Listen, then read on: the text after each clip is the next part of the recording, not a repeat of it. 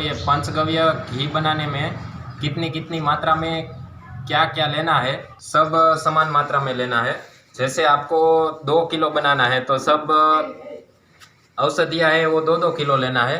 अगर आपको 5 किलो बनाना है तो सब औषधियाँ 5-5 किलो में लेना है। जैसे पहला एक घी हो गया, जो अच्छा खाना ऑर्गेनिक खाना खाने वाली गौ माता का घी, और उस गोबर का रस, उसी के गोबर का रस लेना है। दूध लेना है 2 लीटर, और उसका गौमूत्र लेना है 2 लीटर, और उसी से दूध से बनाया हुआ दही लेना है 2 लीटर। और उसमें 2 औषधियाँ और डालनी है, जैसे तुलसी के पत्ते हो गए और ये बिल्व फल के पत्ते हो गए।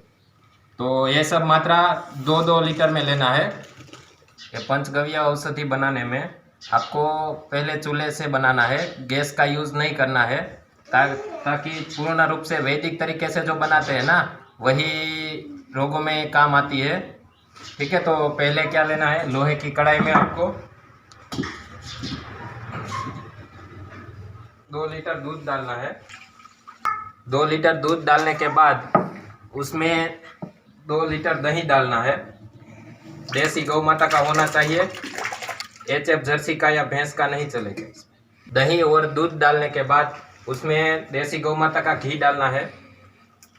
वो उसकी मात्रा भी 2 किलो ही रहेगी।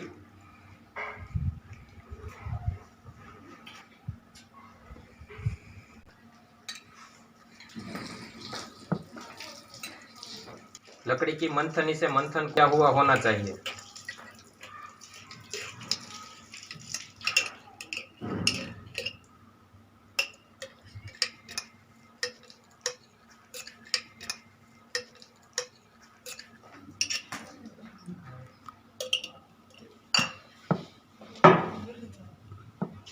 अभी 2 किलो घी डाल दिया। उसके बाद उसमें गौमूत्र डालना है।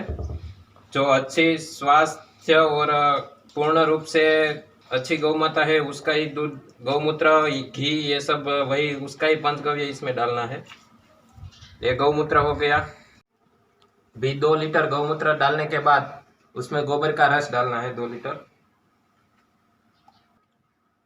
फिर इन सबको अच्छी तरह से मिला देना है।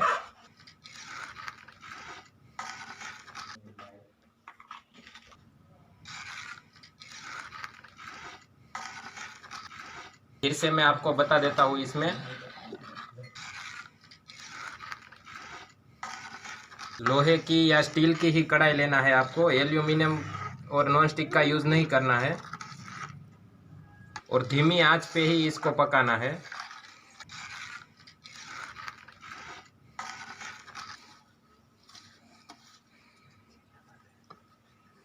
तीस 40 तुलसी के पत्ते डाल देना है, और उसके बाद इसमें 5 या 10 बिल्व के पत्ते डाल देना है, बिल्व फल के। फिर इसको तब तक हिलाते रहना है जब तक इसमें से गौमूत्र का, गोबर का और दही का, दूध का, इस सब में से जो पानी है वो चला जाए और ऊपर सिर्फ घी ही बचे।